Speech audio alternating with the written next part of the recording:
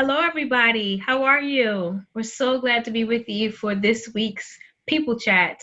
I am Lori Ruffin, the founder of the COO team, and Hi, I'm Crystal Speed, your HR strategist, and we're just really excited to be with you today to share with you the third law of attraction. So we're in a series right now that we're talking about the law of attraction, attracting great talent to your team.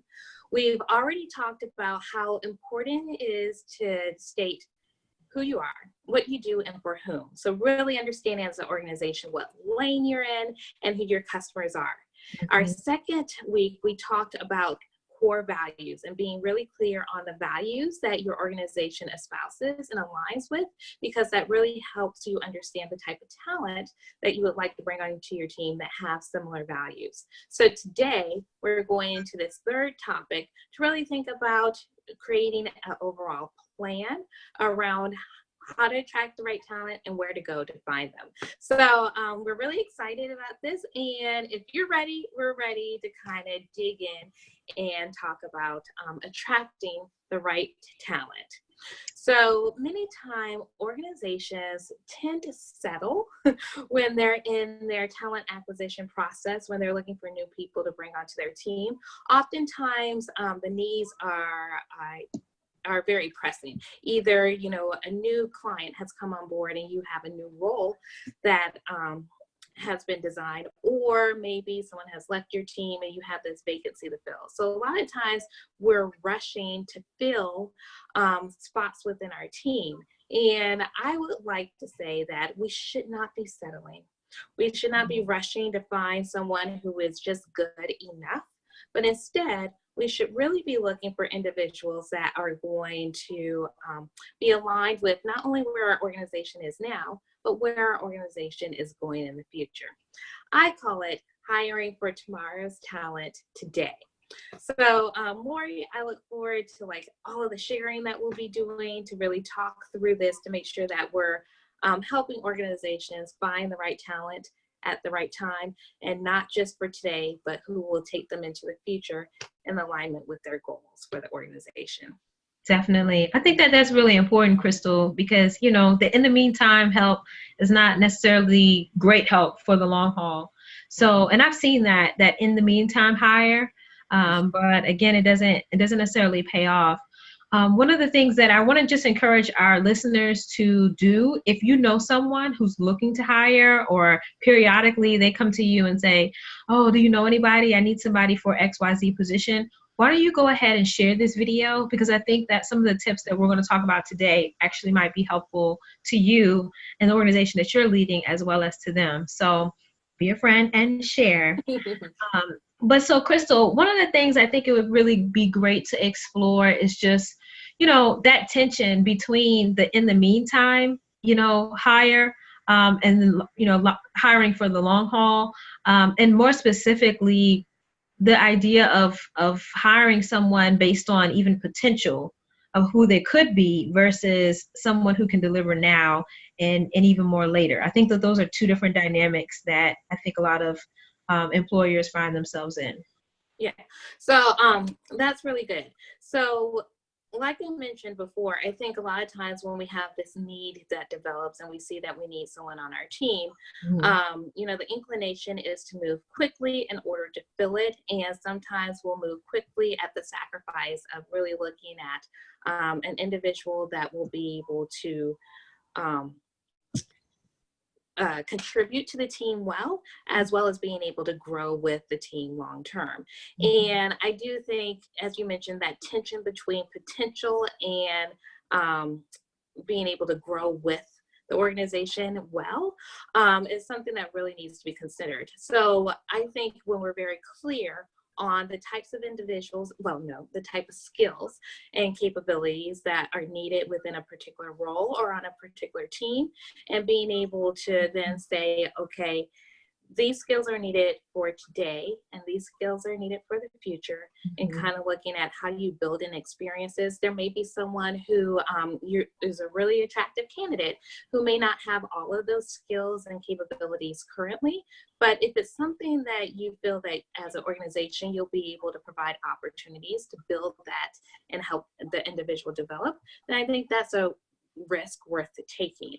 And so being very clear, I think, on what the skills are that you need today and moving into the future in alignment with your strategic direction will help you focus in on if this is just someone who has great potential but not necessarily is going to be an asset to the team, versus someone who we can really help develop and grow and also will help the company develop and grow. So I think if you're clear, that will help guide you in really being able to evaluate individuals that you're meeting. You know what, Crystal, that reminds me, I was in a conversation with executive leaders in the COO Team Strategy Academy, and one person said that they literally had a person on their team that asked a brilliant question. They said, how do you want the organization to be impacted by my having been a part of the team? And I was thinking, what a proactive question of an employee, or actually this person wasn't even an employee. They are a highly engaged volunteer that participates with the leadership team. And I thought, that's a great question. And it would be great for the leaders of organizations to even flip that around and ask that to volunteers or employees, contractors, whomever is involved. This is to be able to say something like, this is where the organization is going. And I would love to know your perspective of how you could add value now, but then also over the long haul, such that should you leave, 5, 10, 15 years from now, we understand what your specific contribution has been to this organization and what is that lasting footprint that you leave. So that's really neat to kind of be thinking, over the long haul. So how does this tie back into the idea of talent acquisition planning? And, what does that look like? Because you're saying that we need to not just be thinking about what we need to get done today or next week or the next quarter, but now and later. So how do we begin to kind of think about this like in a longer term, way? Okay, so some of the work that I've done with different organizations is really being able to create this staffing plan or talent acquisition plan, where the first step is really being very clear on, where do we see ourselves as an organization within the next 3 to 5 years? So having a really clear vision for your organization will then help impact where you're going to attract people, when you go and attract people, and the types of people that you want to attract to your organization. So, you want to be very explicit about what success looks like for your organization within that period of maybe 3 to 5 years. And once you're very clear about that, then you can start thinking about the types of people that you would need in your team. And as you're thinking about the types of people that you need in your team, I always like to think about, okay, we can be almost aspirational when we say we need these type of people on our team, in our organization. But it's not, it's aspirational in that if you don't know where to find these people or what's impacting the availability and access to these people, then it's almost like I can say I want these people, but if I have no real idea, like how likely is it that I would be able to attract this person? So before you even go and say these are the people I need, you want to be able to say, okay, if we're like geographically dispersed as an organization, in the areas where we are, is there access to the type of talent that we would need? Do we have networks or associations, affiliations with different groups that really have the type of people that would be attracted to our organization and have the skills and experiences that would help benefit and really drive our organization to that vision for success? You'd also want to think about, naturally, where do these people hang out? What type of communities, whether online communities or actual organizations would they be a member of, professional organizations and affiliations, the types of forums that they would be involved in, and really being able to pinpoint, okay, there are different places and different spaces where this talent would be. And so I need to go ahead and either look at the relationships that already exist in these places, or develop some type of action plan around developing those relationships so that you can have access to the talent. So really, when I'm working with organizations, I talk about that step as identifying the influences. So what would influence your the availability of talent? I see. So one, just being very clear about the vision and what success looks like. Two, being able to identify the influences.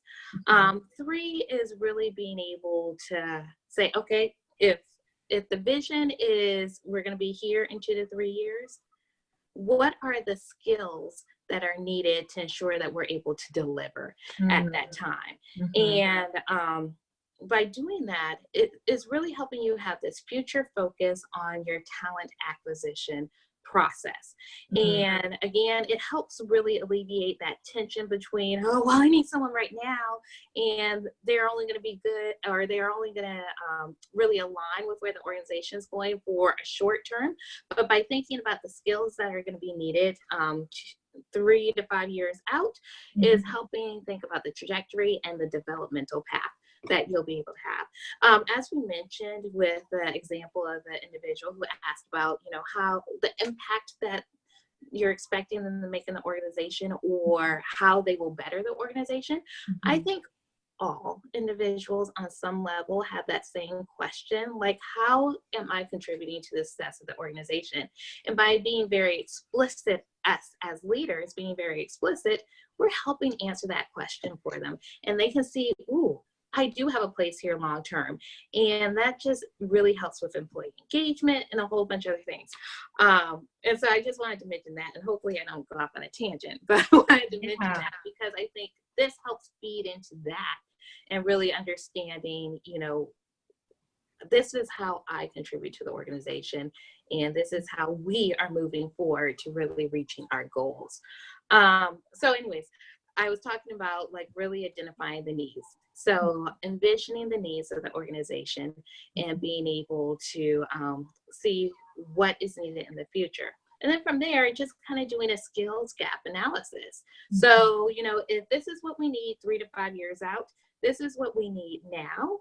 And really being able to prioritize what some of those skills or capabilities are, saying, okay, right now we need someone who has some competency and maybe, let's see if it's a technology focus, maybe they have some different technology skills with different platforms.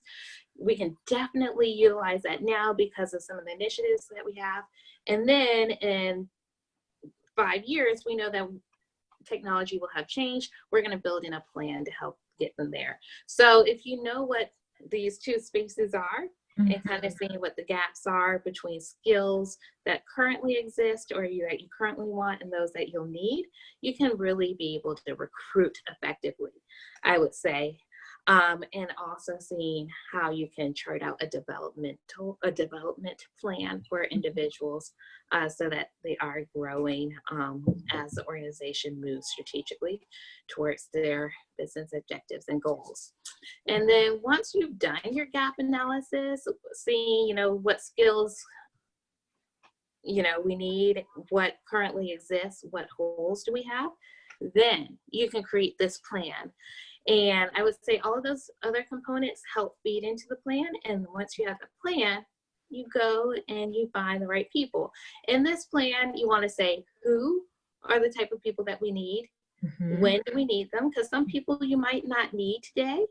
And again, I would like to tell people to resist the temptation, the urge to say, oh, we need them right now.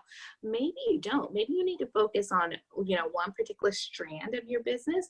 And then once that's in a place that's really good, then looking at, okay, now we can build up our client experience team or something like that. So really having kind of a plan of when these individuals need to be brought on, and then where to find them.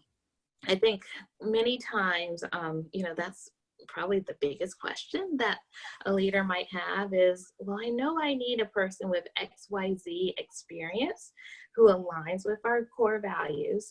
I don't know where to find them. And I like to think creatively about where to find people. So definitely, I like that question of where do these people hang out? So if they have certain skills and competencies, they might be associated with certain professional organizations. They may be on certain forums, whether they're, in certain online social media groups that you could become members of and really become a part of that community. Also, I like passive versus active candidates. So passive candidates are those who aren't currently looking for a new position. Active candidates are those who are looking hard for a job and are a little hungry. I like looking at passive candidates because they're typically really engaged with where they are, but they're open to new experiences, and they just have a different mindset. And sometimes when you're able to develop relationships with them, and it may be a relationship that's cultivated over weeks or months, then they may be like, this sounds like an interesting opportunity. I'm ready to move over.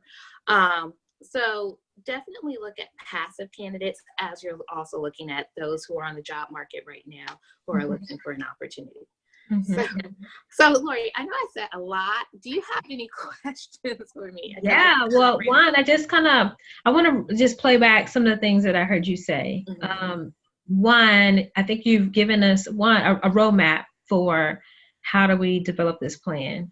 It starts with, let's see, you said write the vision, identify the influences, when we're thinking about the pool, who and or what are influencing the people that we're looking to recruit. We should envision our needs, and then we should analyze our skills gap to say, what skills do we need now versus what do we need later? So we can kind of be thinking about that over the long haul. And then number 5. If I could just add something in, because I said it, but I wasn't explicit. So, when you think about where you are now and where you're going, you want to look at, okay, so now, what are the skills that we have on our team that are represented? Are there any that are missing? And then being able to identify kind of like the plan for whether it's actually going out and recruiting for that, or if it's part of the kind of like timing out when you're developing talent or attracting talent for that. So that's just another thing that I don't think I was explicit about. Yeah. So basically in that skills gap analysis, we want to look in and look out in the short term and the long term. Yes. That's great. Okay. And so then the last piece is we take all of those pieces and then we actually develop a plan. And that plan, if I'm recalling correctly, is asking what skills, when do we need them, and where do we find them? Yes. Okay. Well, that is great. Thanks so much for laying that out for us. That's really, really, really good. And so we just definitely want to tell everybody who's watching that Crystal has been so helpful to create a step-by-step guide. So we don't have to just try to remember all of these pieces from today's conversation. She has done a really great job putting together a step-by-step guide and a worksheet that will help us as leaders get these things done. So that can be downloaded. And basically what it's called is the Talent Acquisition Plan, 5 steps to developing your talent acquisition plan. So Crystal, could you maybe just give us an idea about where to find that? Sure. Yes. So we'll drop a link in the comments. And so it'll link you from my website where you can download it.